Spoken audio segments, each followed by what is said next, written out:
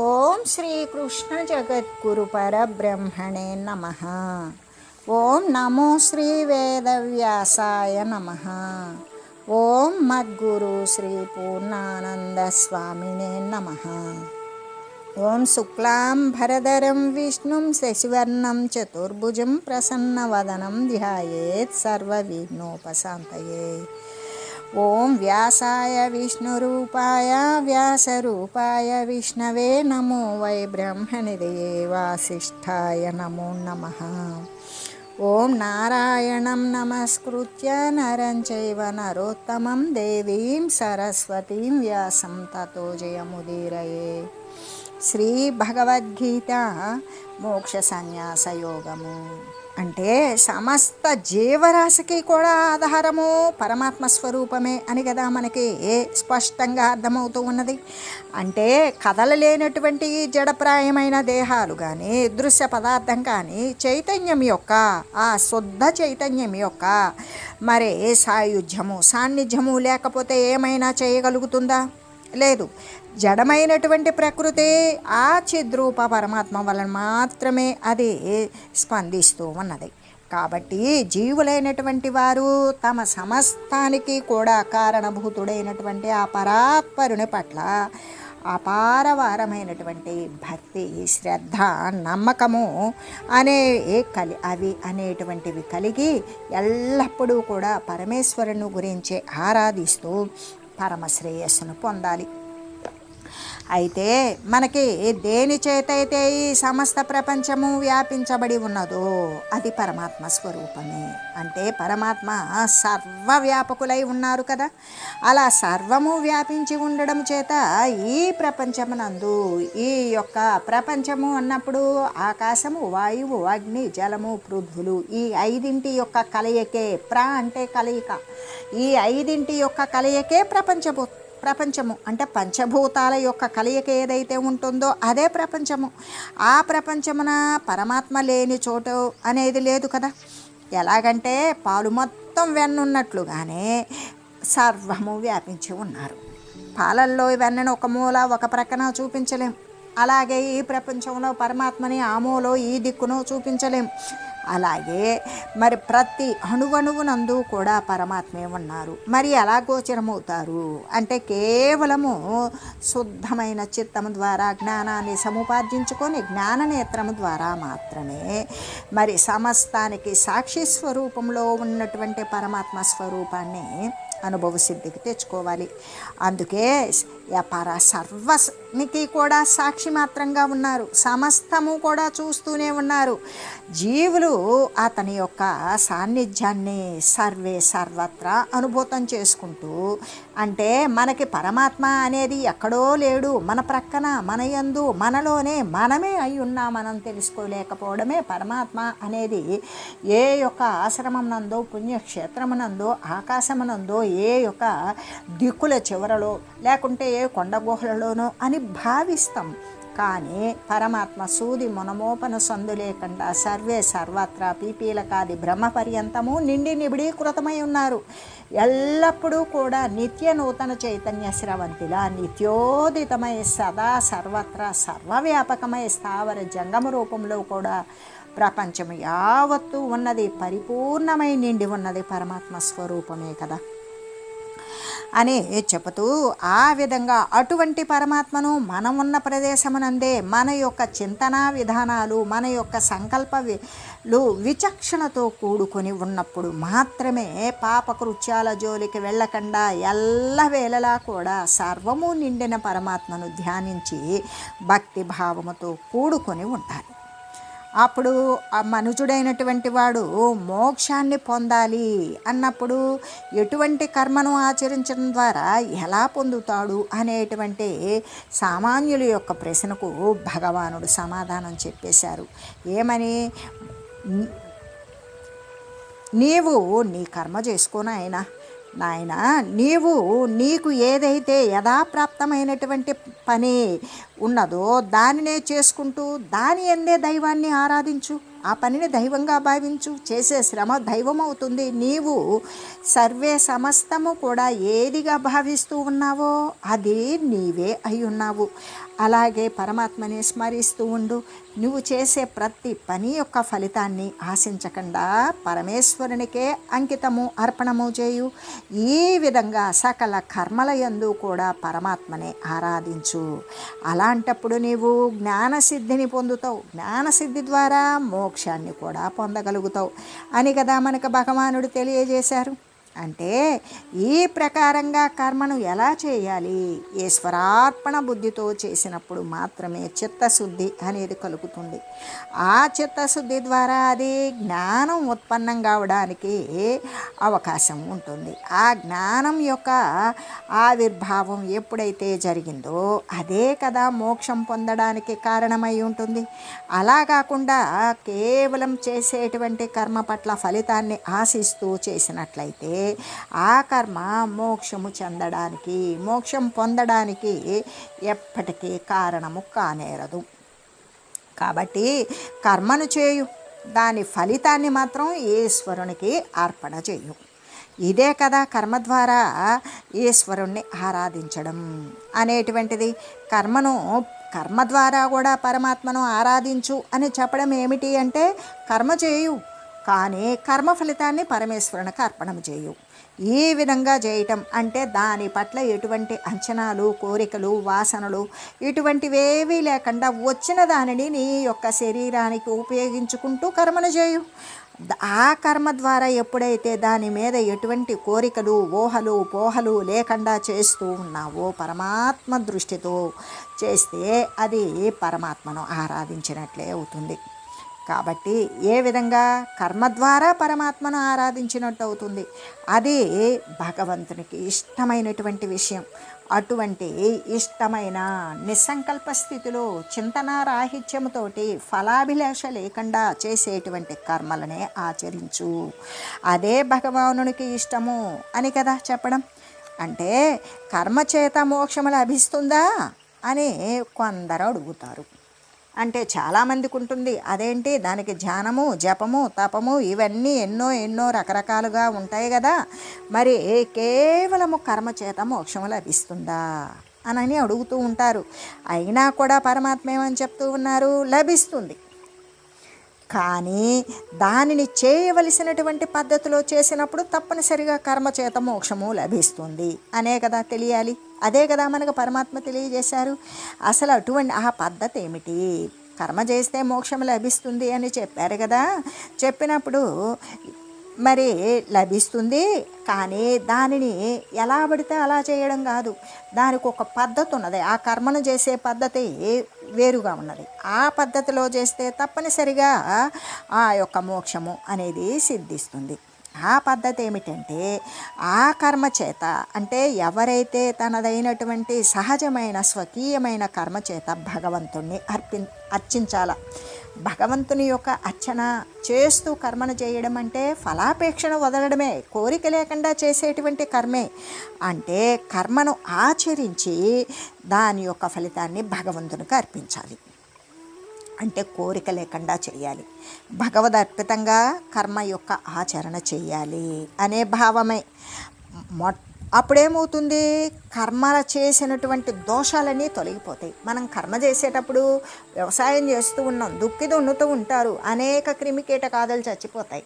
సస్యాలు పండించడానికి కొన్ని క్రిమి సంహారిణులు వాడుతూ ఉంటారు, దానిలో కొన్ని చచ్చిపోతాయి. కలుపు మొక్కలు తీస్తారు, సర్వత్రా పరమాత్మ స్వరూపమే అన్నప్పుడు ఆ కలుపు మొక్కల్ని పీకి అవలబారేస్తారు. ఈ విధంగా పనికిరాని దాని యందు, పనికొచ్చే దాని యందు సర్వమునందు పరమాత్మ స్వరూపమే ఉన్నప్పుడు చేసినటువంటి ప్రతిదీ కూడా పరమాత్మకు అర్పించేటప్పుడు పరమాత్మ స్వరూపంగా భావించినప్పుడు దాని పట్ల వానికి ఏ కోరిక లేనప్పుడు దాని యొక్క ఫలితమంతా పరమాత్మకే చెందుతుంది. కానీ పరమాత్మ స్వరూపమే అవుతుంది. కానీ మరొకటి ఉండదు కదా. కర్మ ద్వారా మనం వచ్చేటువంటి ఫలితాన్నే చూస్తాం, కానీ ఆ ఫలితానికి వచ్చేదానికి మనం చేసేటువంటి కృషిలో అనేక జీవాణువులు, క్రిమికీటకాదులు కూడా నశించిపోతూ ఉంటాయి. అటువంటి కర్మ ఫలితంలో ఉన్నటువంటి దోషాలే కదా. ఆ దోషాలు అనేవి వాడిని అంటకుండా ఉండాలి అన్నప్పుడు వాడికి శుద్ధమైన ఆలోచనలు కలిగి ఉంటాడు. అలా కలగకుండా ఎప్పుడైతే దోషాలు వాడికి కలగకుండా ఉండాలి, శుద్ధమైన చిత్తం ఏర్పడాలి అంటే ఇదంతా కూడా మంచి కానీ చెడు కానీ దాని యొక్క చేసేటువంటిది పరమాత్మ పని, పరమాత్మకే అర్పిస్తున్నాను, పరమాత్మ ద్వారానే జరుగుతుంది అనే తన శారీరక స్పృహ కూడా లేకుండా నేను చేస్తున్నాను, నా చేత చేయబడుతుంది అనే కర్తృత్వం లేకుండా ఇంత ఫలితం వస్తుంది అనే అంచనాలు, ఊహలు లేకుండా చేయబడేటువంటి ప్రతిదీ ఈశ్వరార్పణంగా చేయబడినటువంటి ప్రతి కర్మ యొక్క దోషాలు కూడా తొలగిపోతాయి. దోషాలు తొలగిపోతే శుద్ధత్వమే మిగులుతుంది. ఇక ఆ చిత్తంలో శుద్ధత్వమే కదా మిగులుతుంది. ఆ చిత్తశుద్ధి ద్వారా అదేమవుతుంది, మోక్షాన్ని సాధించుకునేటువంటి సాధనంగా మార్పు చెందుతుంది. ఇదే కదా కర్మ మార్గంలో ఉన్నటువంటి కీలకమైనటువంటి అంశము. ఆ కీలకాన్ని, ఆ కర్మ రహస్యాన్ని భక్తుల మీద కరుణ చేత భగవంతుడే కదా వెల్లడి చేశారు. అందుకే ఓ జీవుడా అని చెప్పడం అంటే నువ్వు అసలు దేవుడి వేరా, కానీ నువ్వు జీవుడు అని పిలువబడుతూ ఉన్నావు అంటే నువ్వు ఏమై ఉన్నావు, శరీరగతుడై అజ్ఞాన ఆవరణతో కప్పబడి ఉన్నావు కాబట్టి జీవుడా అని చెప్పబడింది. ఒక పరిమితమైనటువంటి రూపాన్ని నీవే ఆపాదించుకున్నావు, నీ అఖండతత్వాన్ని నీవు మరిచిపోయావు, అందువలనే నీవు జీవుడవు. అలా ఓ జీవుడా కర్మ చేయు, కానీ అది ఎలా చేస్తావు అంటే పరమాత్మకు అర్పణ చేస్తే నువ్వు పరమాత్మ స్వరూపుడు అవుతావు. అది ఈశ్వరార్పణ బుద్ధితో చేయు. ఆ కర్మ చేత నీవు ఈశ్వరుణ్ణి ఆరాధించు. ఫలితాలను ఏమాత్రం కూడా కోరకు, కర్మ చేయడం మాత్రమే నీ వంతు. అసలు ఏ పని నీ ముందుకు వచ్చిందో అది చేయడమే నీ వంతు. దాని మీద ఇంత ఫలితం అంత ఫలితం, ఇంత రాదు అంత రాదు అని అంచనాలతో కూడిన ఊహలు ఇటువంటివన్నీ కూడా భగవంతునికి అర్పించివేయి. అసలు అది నీది కాదు, కర్మ చేయడమే నీ వంతు అని చక్కగా బోధించేశారు. ఈ పద్ధతి ద్వారా కర్మ తన కర్మత్వాన్ని పోగొట్టుకుంటుంది. అసలు ఎప్పుడైతే తనది కాదు కర్మ, పరమాత్మ స్వరూపానిది, పరమాత్మే సర్వము నిండినప్పుడు మళ్ళీ ప్రత్యేకంగా తాను చేయబడేటువంటిది ఏంటి లేదు కదా. అటువంటి కర్మకి తాను ప్రత్యేకత లేదు. సర్వేక సమస్తం కూడా సూది మునమోపన సందు లేదు అన్నప్పుడు ఇక్కడ తాను ఎంతున్నాడు, ఒక 6 అడుగులు ఎత్తున్నాడు. అక్కడ మళ్ళీ ప్రత్యేకంగా తన స్థానాన్ని వదిలిపెట్టి సర్వం పరమాత్మ వ్యాపించి ఉన్నారా? కాదుగా. తను కూడా పరమాత్మ యందే ఉన్నారు. పరమాత్మ యందు తానున్నప్పుడు తనేమై ఉన్నాడు, పరమాత్మే అయ్యున్నాడు కదా. తాను పరమాత్మ అన్న స్థితిని పొందాలి అంటే తన యొక్క తనదైనటువంటి పని ఏది అంటే తన ముందుకు వచ్చినటువంటి కర్మను దానిని అనుసరిస్తూ ఇది పరమాత్మ క్రియ, దీనిని పరమాత్మకే అర్పించాను, ఆ కర్మ యొక్క ఫలితాన్ని పరమాత్మదే, అప్పుడు నువ్వు తింటున్నా తిరుగుతున్నా ఉపయోగించుకున్నా భావన పరమాత్మదే అయినప్పుడు ఏమవుతుంది అంటే నీకంటూ శరీరం మీద ఒక కర్తృత్వం ఉండదు, నువ్వు చేసే కర్మ యందు కర్తృత్వం ఉండదు. సర్వేక సమస్తం పరమాత్మనే తెచ్చి కర్తగా పెట్టుకుంటావు. అలా పెట్టుకున్నప్పుడు సర్వానికి ఆధారం, ఆశ్రయం, మూలం అయినటువంటి పరమాత్మ స్వరూపానికే అర్పించినప్పుడు నీకంటూ ఒక బరువు ఉండదు, ఒక లోపం ఉండదు. ఈ పద్ధతి ద్వారానే కర్మ తన కర్మత్వాన్ని పోగొట్టుకుంటుంది. అలా పోగొట్టుకున్నప్పుడు ఇక ఎప్పుడైతే తన కర్మ చేస్తూ కూడా కర్మత్వాన్ని పోగొట్టుకున్నప్పుడు తన బంధరూపం అనేటువంటిది తొలగించుకుంటుంది కదా. నేను అనేటువంటి బంధం ఒకటి ఉంటుంది, అది శరీర ఇంద్రియాలను ఆపాదించుకొని నేను అనేటువంటి బంధత్వం అది తొలగిపోతుంది. అది కర్మరూపము చేత ఏర్పడినటువంటి కాయక క్రియలు. అటువంటివన్నీ కూడా పరమాత్మను అర్పించినప్పుడు నీకు ఇంకా కర్మరూపమైన కాయం ఎక్కడ ఉన్నది, దాని ద్వారా చేయబడే క్రియలు ఎక్కడ ఉన్నవి, నీవు అసలు ఆ కర్తృత్వం నీకెందుకు ఉంటుంది? సర్వం పరమాత్మ అయితే మళ్ళీ మధ్యలో మనం అనేటువంటిది ఉండదు కదా. కాబట్టి తన యొక్క బంధరూపం కూడా అక్కడ తొలగించుకుంటుంది. అలా తొలగించుకున్నప్పుడు అది మోక్షానికి కారణంగానే మారిపోతుంది. మోక్షం చెందడానికి వీలుగా మారేటువంటి స్థితి. దీనిని బట్టి కర్మ అనేటువంటిది అప్పుడు నిందించదగినదా, దూషింపదగినదా? కర్మ అనేది తప్పనిసరిగా ప్రతి ఒక్కరూ అనుసరించదగినదే కదా.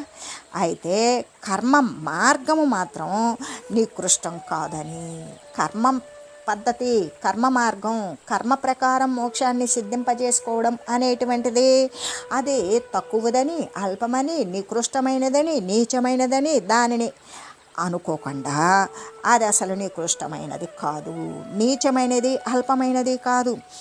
ఆ విధంగా ఆ కర్మ యొక్క మార్గాన్ని తెలుసుకొని ఏ పద్ధతిలో చేయాలో అటువంటి ఆచరించే పద్ధతిని గనక తెలుసుకున్నట్లయితే అది తక్కినటువంటి భక్తి వల్ల వచ్చేటువంటి జ్ఞానంలాగానే, జ్ఞానాన్ని అనుసరిస్తే వచ్చే మోక్షములాగానే పరమ పవిత్రమైనటువంటి ఒకానొక మోక్ష సాధనము కాగలుగుతున్నది అని కదా మనకి స్పష్టంగా ఎంత విశదంగా వివరించారు. అందుకే ఇక మనకి స్వకీయమైనటువంటి కర్మచేతనే భగవంతుణ్ణి ఆరాధించడం అని కదా చెప్పడం. స్వకర్మణ తమభ్యస్య అంటే ఈ పద్ధతిని జనులు సరిగ్గా గమనించడం లేదు. ఏంటది? స్వకీయమైన తనదైనటువంటి కర్మచేత భగవంతుణ్ణి ఆరాధించడం అనే పద్ధతినైతే అసలు జనులు అనేటువంటి వారు దానిని సరిగా అర్థం చేసుకోవడం లేదు. ఎలాగంటే దైవార్పితంగా కర్మలు చేయడం మానేసి కామ్య బుద్ధితో చేస్తూ ఉన్నారు. ఈ పని చేస్తే ఇంత, ఈ వ్యాపారం చేస్తే ఇంత, ఈ పాలు పోస్తే ఎంత, ఈ పండ్లు అమ్మితే ఇంత అనేటువంటి కర్మ చేస్తూ కూడా దానిని ఎలా చేస్తూ ఉన్నారు అంటే ఇంత వస్తుంది, అంత రావాలి అనేటువంటి కోరికతో కూడా చేస్తూ ఉన్నారు. అందువలన కర్మ ఏమవుతుంది? బంధనారూపంగా మారిపోతూ ఉన్నది. అదే భగవానుడైతే కర్మను మోక్షరూపంగా మార్చవచ్చు అని తెలిపి దానికి ఇక్కడ ఒక ఉపాయాన్ని కూడా తెలియజేశారు. అదేంటంటే ముముక్షువులు అందరూ కూడా మోక్షము చెందాలి అనుకునేటువంటి ప్రతి ఒక్కరూ కూడా ఈ సత్యాన్ని జ్ఞాపకం నందే ఉంచుకోవాలి. ఈ భగవానుడు చెప్పినటువంటి మాటల మీద నమ్మకాన్ని ఉంచాలి. అలా ఉంచి వారు అనుసరించేటువంటి కర్మల సమస్త కర్మలను కూడా ఈశ్వరునికి అర్పణ చేసేటువంటి బుద్ధితోటే, భగవంతునికి కైంకర్య బుద్ధితోటే, కైంకర్యము అంటే సేవ, ఆ భగవత్ సేవ అనేటువంటి బుద్ధితోటే చేయాలి. అలా చేసినప్పుడు సిద్ధిం విందతి మానవ అన్నట్లుగానే, అంటే మానవుడు జ్ఞానసిద్ధిని మోక్షసిద్ధిని కూడా తప్పకుండా పొందగలుగుతాడు అని కదా మనకి పరమాత్మ ఘంటాపదంగా తెలియజేస్తూ ఉన్నారు. భక్తి జ్ఞానము లేకపోతే వాడు ఎల్లప్పుడూ కూడా మరి ఈ బంధనాన్ని పొందుతాడు. అందుకే ఈ ప్రపంచంలో ఏ పదార్థము కూడా శాశ్వతమైన ఉన్నదా? ఏదీ లేదు. మరి శాశ్వతమైనది కేవలం దైవము అనేటువంటిదే శాశ్వతము అని నమ్మకం కలగాలి. ఆ నమ్మకము భక్తిగా మారుతుంది. ఆ భక్తి జ్ఞానాన్ని సంతరింపజేసుకుంటుంది. కాబట్టి ఈ దృశ్య వస్తువులనందు ఆసక్తిని వదిలివేయాలి.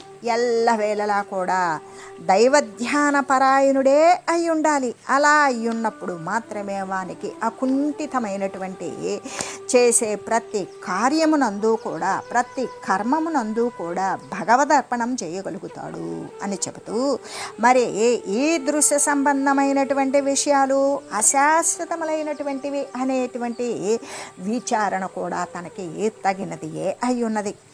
అయితే పూర్వం ఒకప్పుడు ఒకానొక మహారాజు ఉన్నాడు.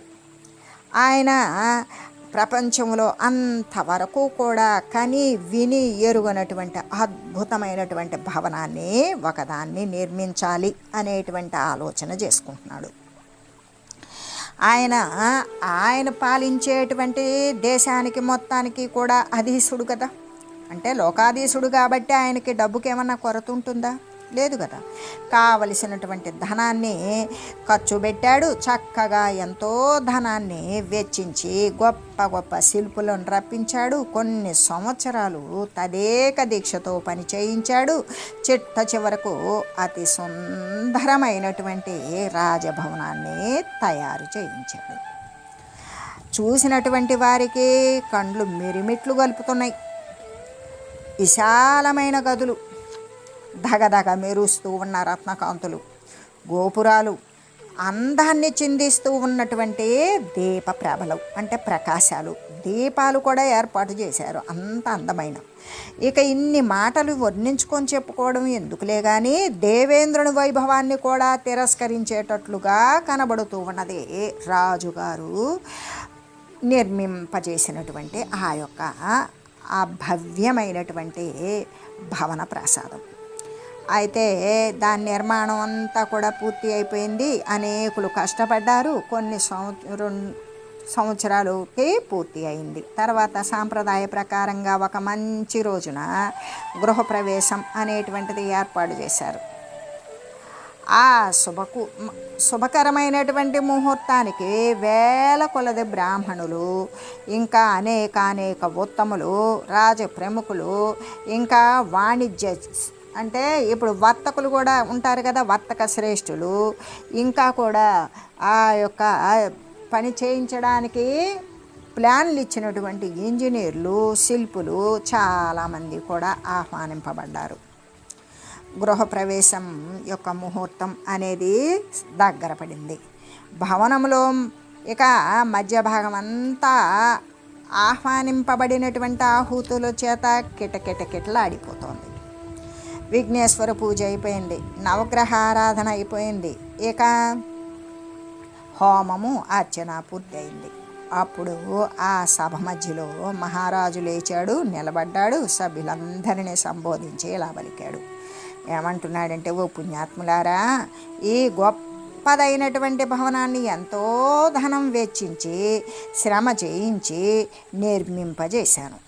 మీలో గొప్ప గొప్ప శిల్పులు ఉన్నారు, వాస్తు శాస్త్రవేత్తలున్నారు, భవన నిర్మాణ కుశలురున్నారు అని నాకు తెలుసు. కాబట్టి అటువంటి వారంతా కూడా బాగా ఆలోచన చేసి ఈ భవనమునందు ఏవైనా సరే లోపాలు కానీ దోషాలు కానీ ఉన్నట్లయితే నాకు ఇప్పుడే తెలియజేయండి. తెలియజేసినట్లయితే నేను వాటిని సవరించుకుంటాను. ఎలాగంటే ఈ భవనాన్ని, ఈ ప్రసాదాన్ని సర్వాంగ సుందరంగా ఇంకా చేయాలి అని నా సంకల్పం. కాబట్టి దోషాలు గనక ఉన్నట్లయితే ఎవరైనా సరే లేచి ఈ శుభముహూర్తం లోపునే వాటిని గురించి తెలియజేయండి అని ప్రార్థించాడు. రాజు యొక్క మాటలను విని సభ్యులంతా ఆశ్చర్యచకితులయ్యారు. అందములు చెందుతూ ఉన్న ఆ కట్టడాలకి ఇంకా దోషం ఎక్కడున్నది? అయినా సరే ఆ రాజుగారి మాట తీసేయలేక ఏం చేశారంటే ప్రముఖ శిల్పులు, ఇంజనీర్లు ఇంకొకసారి భవనం అంతా తిరిగి చూసి మళ్ళీ సభాస్థానానికి వచ్చేసి ముక్త కంఠంతో, రాజా, ఈ కట్టడమునందు దోషం ఏమాత్రము కూడా లేదు, ముమ్మటికి లేదు అని చెప్పేశారు. రాజు చాలా సంతోషపడ్డాడు. సభంతా స్తబ్దంగా నిశ్చలంగా ఉంది. ఇంతలో ఒక మూల నుండి ఒక సాధువు గారు లేచారు, నిలబడ్డారు. అయ్యా మహారాజు గారు, ఈ భవనమునందు 2 దోషాలు ఉన్నవి అని గంభీరంగా చెప్పాడు. వెంటనే రాజుగారు, మహాత్మా, దయచేసి వాటిని తెలియజేయండి అని కోరాడు. సాధు పొంగువుడు అంటున్నాడు, ఓ మహారాజా, ఈ భవనం కట్టించిన వారు ఎప్పటికైనా సరే చనిపోతారు. ఇది మొదటి దోషం. ఈ భవనము కాలం గడిచే కొద్ది కాలగర్భంలో ఎప్పటికైనా శిథిలమైపోతుంది. ఇది రెండవ దోషం అని నిరాఘాతంగా మరి చెప్పేశాడు. అలా చెప్పేగానే తెగేసి చెప్పేటప్పటికి ఆ వాక్యాలను వినగానే రాజుకి కనువిప్పు కలిగింది. నిజమే కదా సాధువు గారు చెప్పింది అని ఆలోచన చేశారు. ఆయనకి ఈ దృశ్య సంబంధం పైన, ఇక తన యొక్క దేహము పైన కూడా ఎప్పటికైనా నిర్మించబడినటువంటి భవనము శిథిలమయ్యేదే, నిర్మింపజేసినటువంటి ఆ యొక్క వాని యొక్క శరీరం కూడా నశించిపోయేది. కాబట్టి అసలు మిగిలేదేమిటి? అయ్యో, మృత్యువునికి మరిచిపోయాను నేను. ఈ ప్రాపంచిక సంబంధమైనటువంటి వైభవాలనే సత్యము అని నమ్మాను కదా. ఈ పంచభూతాత్మకములే సర్వేక సమస్త వస్తువు యొక్క నిర్మాణము, దేహాల సైతము కూడా పంచభూతాల యొక్క నిర్మితమే కదా. ఈ జడ పదార్థాలను, ఈ భవనాలను, ఈ బొందుజాలాన్ని, ఈ సేవక సైన్యాలను గొప్పగా దాలంచాను. ఈ సేవకులను కూడా ఇంతమంది సేవకులు ఉన్నారు నాకు అని గొప్పగా దాలంచి ఎంత అజ్ఞానంలో ఉన్నాను అని ఆలోచన చేస్తూ గృహప్రవేశ క్రతువు ఎలాగో నెరవేర్చాడు. ఆయనకి సాధువు గారు చెప్పిన వెంటనే ఆయనకంత వివేకం వచ్చేసి దాని ద్వారా ఎంతో దృశ్య సంబంధమైన, దేహ సంబంధమైన వస్తువుల పట్ల కూడా ఒక్క క్షణంలో మెరిసినట్లు మెరిసి సత్యాన్ని గ్రహించగలిగాడు. ఇక ఆయన ఎట్లాగో అప్పుడు జరుగుతూ ఉన్నటువంటి కార్యక్రమాన్ని, గృహప్రవేశము అనబడేటువంటి ఆ యొక్క క్రతువుని ఎలాగో నెరవేర్చాడు. ఏకాంత ప్రదేశాన్ని ఆశ్రయించుకున్నాడు. మిగిలినటువంటి జీవితాన్ని మొత్తం కూడా భగవంతుని యొక్క ధ్యానమునందు గడిపివేశాడు. అంటే ఇప్పుడు మనకి తెలియవచ్చింది ఏంటి? ప్రపంచంలో ఏ పదార్థము కూడా శాశ్వతమైనది లేదు కాదు. మరి శాశ్వతమైనది ఏదీ లేదా అంటే ఉన్నది. కేవలం దైవం ఒక్కటే శాశ్వతమైనటువంటి, అది పుట్టదు గిట్టదు, నిత్యమైనది, సత్యమైనది, శాశ్వతమైనది దైవం ఒకటే కదా అని నమ్మి ఈ దృశ్య సంబంధమైన, ఈ వచ్చిపోయే స్థితి కలిగినవి స్థిరము కానటువంటి వస్తువుల పట్ల ఆసక్తిని వదిలివేసి దైవధ్యాన పరాయణుడయ్యే ఉండాలి. అలా ఉన్నటువంటిదే కదా ఈ యొక్క ఈశ్వరార్పణ బుద్ధితో చేయగలిగినటువంటి స్థితి అనేది ఏర్పడుతుంది. దాని ద్వారా వానికి కలిగినటువంటి భక్తి జ్ఞానాల వలననే కదా పరమ పవిత్రమైన ఒకానొక మోక్ష సాధనము కూడా కాగలుగుతుంది అని తెలియజేసింది. కాబట్టి ఈ పద్ధతిని జనుడు సరిగ్గా అర్థం చేసుకోవడం లేదు. దైవార్పితంగా కర్మలు చేయడం మానివేస్తూ ఉన్నారు. కామ్య బుద్ధితో మాత్రమే చేస్తూ ఉన్నారు. అందువలనే కర్మ బంధన రూపంగా మారిపోతూ ఉన్నది అని చెబుతూ, అంటే అదే భగవానుడైతే కర్మను మోక్ష రూపంగా కూడా మార్చవచ్చు అని తెలియజేశారు కదా. చేసే ప్రతి కర్మయందు కూడా ఈశ్వరార్పణం చేత ఆ కర్మను మోక్ష రూపంగా మార్చవచ్చు అనేటువంటి విషయాన్ని తెలియజేశారు. కాబట్టి మోక్షము చెందాలి అనుకున్న ప్రతి ఒక్కరూ ఈ సత్యాన్ని జ్ఞాపకంలో ఉంచుకోవాలి. ఉంచుకొని భగవంతుని యొక్క మాటల మీద విశ్వాసాన్ని ఉంచాలి. తాము చేసేటువంటి సమస్త కర్మలు కూడా ఈశ్వరార్పణ బుద్ధితోటి, భగవత్ కైంకర్య బుద్ధితోటి కూడా చేయాలి అని తెలియజేస్తూ, ఓం మంగళం పావన గీతామాత, జయ మంగళం భక్తజనావణి బంధ విమోచని, భవభయహారిణి భవ్యదాయిని మంగళం. ఓం మంగళం శ్రీ కురుక్షేత్ర రణక్షోణి విహారిణే, పార్థసారథి రూపాయ గీతాచార్యాయ మంగళం. ఓం మంగళం మహత్.